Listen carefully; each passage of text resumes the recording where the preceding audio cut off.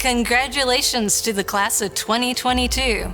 Woo, you have made it to your senior year. What a challenging time this has been and continues to be. I know many of us have been deeply affected by losing loved ones, losing jobs, worrying about getting or being sick, and all of the uncertainty that has come with the pandemic.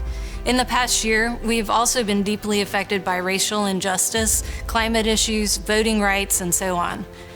But let's focus on the fact that you are seniors and one step closer to becoming graduates of Agnes Scott College. And once you graduate, no one can ever take that away from you.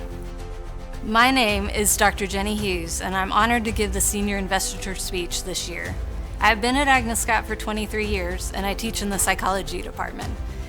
And if I have not met you, I hope to do so this year. Although my subfield is industrial organizational psychology, positive psychology is also a passion of mine. It is defined as the scientific study of what makes life most worth living, focusing on both individual and societal well-being. Even in difficult times, positive psychology can improve our positive outlook. We can use positive psychology to reframe how we perceive our lives. The lessons it can teach us are truly powerful. Positive psychology research says there are 3 major sources of happiness that we can cultivate in both good and trying times. I'll cover those next. For each one, I'm going to give you advice from the field of positive psychology. I'll then add a 4th section about general advice from the field. I challenge you to incorporate some positive psychology into your lives this year. The first source of happiness that positive psychologists say you should cultivate is a caring relationship with yourself. The most important relationship you will ever have is a relationship with yourself. So be kind to yourself. You are experiencing a pandemic and many other serious issues, and it is okay if you're feeling a lot of different emotions. Positive psychologists recommend the typical advice: get enough sleep, eat a proper diet, and exercise. Those are so important if you're being kind to yourself. If those are things you tend to let slide as the semester progresses, schedule in time to do them. Set an alarm on your phone to go to bed at a reasonable time. Find a friend to take a walk with. Put breakfast, lunch, and dinner on your calendar. Being kind to yourself can also involve seeking help to strengthen your relationship with yourself. If you want, the Wellness Center will help you find a therapist who works for you. I always say therapy is a gift to your future self. And remember to also be kind to yourself with your academic work this year. Don't forget that Agnes would not have selected you unless they saw your potential. Psychologists know that many of you are going to struggle to get back into a routine this year. Take it slow. Break up your work into parts and reward yourself when you finish those parts. For example, it can be something really small. When I used to have a lot of reading to do, I would use Hershey Kisses and I would line them up. So every 5 pages that I read, I would get a Hershey's Kiss, and that kept me reading. Also, start your work early so that you can have the time to do your work with concentrated effort. That will make it more likely that you get into a state of psychological flow. Psychological flow is a state of consciousness in which our concentration is so focused that it amounts to absolute absorption in an activity. It is psychologically healthy for us to get into a state of flow. This year, hopefully, you will take classes and engage in hobbies that will allow you to get into a state of flow. Finally, make learning fun. Study with others, play games by quizzing each other, study in beautiful places. I encourage you all to think about all the Scotties that have sat in our beautiful library over the past 132 years and studied just like you. This year, you will be confronted with the question of what will you do next? Again, be kind to yourself. Just know that you will do great things in the future. So do not spend too much time worrying about it now. Let your future self handle that. Opportunities will come up that you've not even thought about yet. You might also feel some competition this year when others start to get job offers or get into grad school, and that's okay. But remember that you will go on to do meaningful things, but not everyone is on the same timeline. And don't doubt yourself. You are a Scottie. When you leave Agnes, you will have the skills to be successful. You will find the right opportunity, just be open for it. I'll tell you part of my story as an example. I was on track my last year to defend my dissertation so I could graduate with my PhD, and I was so excited to be done. But one of my professors on my committee took a leave of absence and left the country. That put me in an unexpected holding pattern, and I was upset because I could not apply for tenure track positions like I had planned. I took a consulting job in Kansas City and had planned to keep it until he came back. However, a friend of a friend called to tell me that a visiting professor position had opened up in Florida, and I really wanted to get back into the classroom to teach, especially since I'm fourth generation academic. Within 24 hours, I had made the decision to move to Florida, and that year in Florida ended up being a wonderful year. And fortunately for me, that delay meant that Agnes Scott was hiring the following year. I actually did not know that Agnes was hiring, but one of my college friends had a friend who attended Agnes Scott, and they called me together and told me I should apply, and if I got an interview, to call them back. I did get the interview, and to me, Agnes Scott felt like a magical place filled with the most amazing students, faculty, and staff. I was offered the job and have loved being part of the community since then. My story illustrates that you can only plan so much, and that it is important to be open to new opportunities when they arise. That is part of being kind to yourself. So the second source of happiness that positive psychologists say you should cultivate involves a caring relationship with others. Psychologists have been worried that the pandemic has isolated people. When we are dealing with difficult situations, it's so important to lean on our social support networks. Be mindful of the people in your life and recognize the different types of support they give you.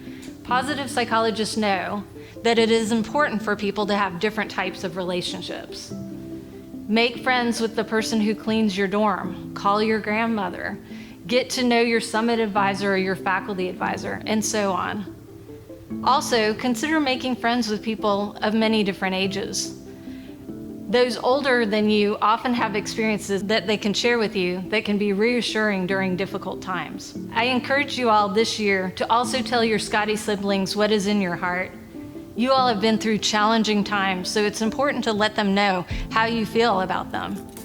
Every year, but especially this year, it will be important to build each other up.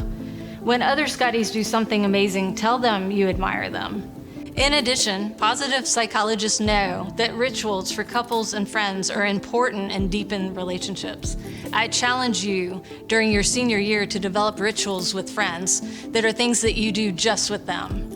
These rituals can be big or they can be small. For example, when I was in college, my roommate and I would go to the free movies several nights a week.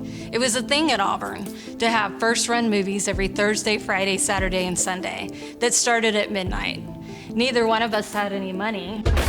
Yeah, we were broke. And we both loved the movies, so that was our ritual. It was our stress reliever. We would meet there at midnight several nights a week. I'll add that positive psychologists know that sometimes relationships are good for us at the time, and then we move on, and that is okay. If you are shifting into new friendships this year, know that that is okay to do. And finally, know that the faculty and staff at Agnes Scott care deeply about you. We are here cheering you on as you grow and become the best versions of yourself. Let us help you to be successful this year. The third source of happiness that positive psychologists give is to love what you're involved with. This includes jobs, hobbies, volunteer work, parenting, and so on. Your life's work should be something that is meaningful to you. And if you can get into a state of flow, that's even better. Every internship or job you take is a learning experience. This is the time to learn what you like and what you don't like about the types of jobs, the work cultures, work tasks, and so on. For example, I started babysitting at 11 years old so that I could start saving for college. Since the age of 11, I continuously worked. I sold shoes, I worked in a mailroom, I consulted with the Army about recycling programs, I was a nanny. I taught swimming, I worked in a research lab, I sold men's suits, I worked at a children's library. I could go on and on and on. One of my jobs came about because I spent so much time in the library my first year in college. A librarian actually asked me if I wanted a job, and I enthusiastically said yes. I thought I would be the person sitting at the front desk checking out books. But my job actually involves shelving books, but from 1 to 2 a.m., they actually had me walk the 5 floors of the library to wake people up that had fallen asleep. The funny thing is that I have a strong startle response, so often I scared myself more than the student I was actually waking up. And each one of these jobs taught me so much about the types of people I wanted to work with, the tasks I excelled at, or in this case did not excel at, the environment I wanted to work in, and so on. So my advice to you all this year is to do 2 things to help yourself more likely to find something great to be involved with after Agnes. First, learn to tell your story effectively. You have a unique set of skills that you have developed at Agnes Scott. Make sure you can enthusiastically tell others about those. Second, this is the time to practice interviewing when the stakes are low. Sign up for practice interviews with the Office of Internship and Career Development. Interviewing is a skill, and most people are not good at it the first few times they do it. Don't be afraid to talk to others and get to know them. They have wonderful life experience that they can share with you. I have 10 pieces of general advice from the positive psychology literature that has become part of my life advice. So number 1, one important technique that positive psychologists recommend is developing gratitude. Think about what you're grateful for. Who helped you get to Agnes Scott? And who has helped you to thrive at Agnes Scott? Is that your favorite teacher, a favorite professor, a relative, a friend, or somebody else? I would challenge you to make a gratitude list daily. I do this before I go to bed. I think of 5 things I'm grateful for that day. It could be a meeting with a student that I think's wonderful. It could be playing with my dogs. It could be a call from a friend in another state, or it could be cooking dinner with my husband. It actually helps me to fall asleep faster because my mind is focused on gratitude. I'm not thinking about all the other things I have to do tomorrow or I didn't do today. You might also consider telling those people you are grateful for how you appreciate them. It makes you feel good, and it also makes them feel good as well. Number 2, positive psychologists will tell you that the universe is not set up for us to have all good days. And if we had all good days, we would not enjoy them as much. The bad days make the good days good. So realign your expectations that every day should be a good day. You will have a lot less disappointment then. A personal example from the summer is that I ended up having a tooth infection that went into my jaw and into my sinus cavity. The multiple surgeries to repair my sinus cavity and to rebuild my jaw were miserable, and it actually took weeks to recover. However, I often told myself that my recovery was temporary and that I would really appreciate it when I was healed. That experience would make the good days seem so much better. Number 3, we go to college to learn and grow. College is set up to be challenging. Positive psychologists know that we can reframe our challenges and even failures as opportunities for growth. When we get frustrated by challenges, we should analyze why we feel challenged and then seek active ways to meet those challenges. That could involve seeing a tutor, talking with your professor, seeking help from others in the class, or changing the way we approach our work. One way to help yourself when you feel challenged is to think about what you have accomplished in the past. This will help you to feel that you can accomplish new tasks in the future. Another way to help yourself is to realize that many others before you were able to learn what you are learning or do what you're doing. If they can do it, you can do it too. It just might take you a little longer. Number 4, surround yourself with things that remind you of happy times with your friends and family. Put pictures on your wall or on your desk or on your phone. Every time you see them, it will make you feel good. Most of you here have probably not been in my offices or labs, but they're filled with photos that make me happy. My walls contain photos of students at conferences, in front of their graduate school signs, and at events on campus. Every day I'm at work, I'm looking at photos that make me happy and proud. Number 5, positive psychologists know that you should spend money on experiences, not things. Take a road trip, eat at a new restaurant, participate in college events, and so on. When I was in college, I began dating a guy I met while working at the library, and he was graduating in 3 years, and it was his last year. He made a comment to me that he had not gotten to see most of the campus. So I suggested that we visit each building on campus that he had not been in. So we actually got a campus map, and we would pack picnic lunches and dinners, and we visited every single building on campus. And I should tell you that Auburn has a lot of buildings, but that was one of my favorite memories from college because it was a series of experiences. Number 6, positive psychologists often write about how we need to learn to laugh at ourselves. We often take ourselves too seriously. We think others are closely watching us to see when we will mess up. If you do something embarrassing, it's okay. I'll give you an example. When my identical twin sister got married, she had a huge wedding. She had me in this big, poofy, yet oddly restrictive dress, and it was the end of July, and the air conditioning in the church broke. The thermometer actually said it was in the upper 90s. The ceremony was an hour and a half long, and sometime in the middle of it, I passed out. I had not met some of her husband's relatives before the wedding because they lived in the Philippines or Canada. And when I was at the reception, they kept asking me if I was okay. All I could do was laugh about it and say that at least it was me that had passed out and not my sister. Number 7. Positive psychologists have recently been using the term spreading kindness instead of random acts of kindness. They often say that our kindness motivates others to be kind, and that even small acts of kindness can greatly impact someone else. We should intentionally spread kindness wherever we go. We have the opportunity at any moment to spread kindness. We can hold the door for somebody coming into Bullock. We can take notes for somebody that misses class. We can tell a worker in Evans that we appreciate the food that they made. We can text a friend to tell them that we're thinking about them. Just think, if everyone on campus did a few small acts of kindness each day, how that could impact all of us, and especially during these difficult times, kindness can feel really special.